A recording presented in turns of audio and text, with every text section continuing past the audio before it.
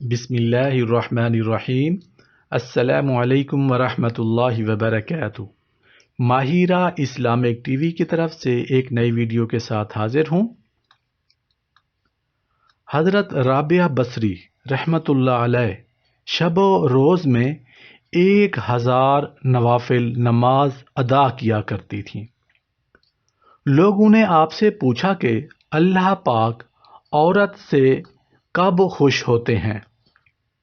آپ نے جواب میں فرمایا کہ اس وقت جب وہ خوف خدا سے عبادت کرتی ہیں اور اپنی عصمت اور حیا کی قدر کرتی ہیں۔ اسلام فطرت کش یعنی فطرت کو ختم کرنے والا دین نہیں ہے، بلکہ فطرت نواز ہے۔ وہ فطری تقاضوں اور خواہشوں پر روک نہیں لگاتا۔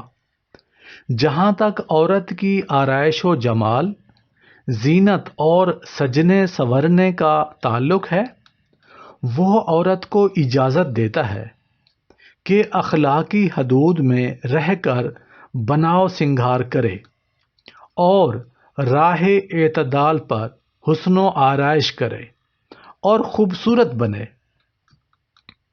ہمارے پیارے آقا حضرت محمد صلی اللہ علیہ وآلہ وسلم نے نہ صرف اس کی اجازت دی بلکہ بسا اوقات خود اس کی ہدایت بھی فرمائی ہے۔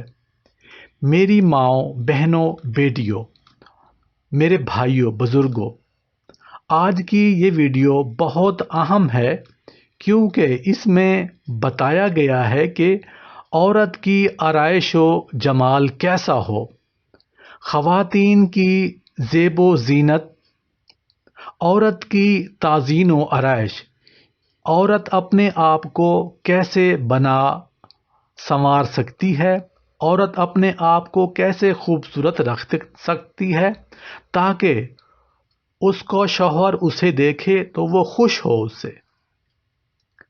عورت بن سنور سکتی ہے، اپنے آپ کو بنا سنگار کر سکتی ہے، لیکن اس کا سجنا سنورنا صرف اس کے ہسبینڈ کے لیے ہو، اس کے شوہر کے لیے ہو۔ بن سنور کے اگر عورت گھر سے باہر جاتی ہے، کسی پارٹی میں جاتی ہے، کسی فنکشن میں جاتی ہے، کسی سیریمنی میں جاتی ہے، تو اس کا سجنا سنورنا، اس کی تعظیم و آرائش، اس کا حسن و جمال اگر اس پر کسی دوسرے مرد کی نظر پڑی تو وہ گناہ گار ہوگی۔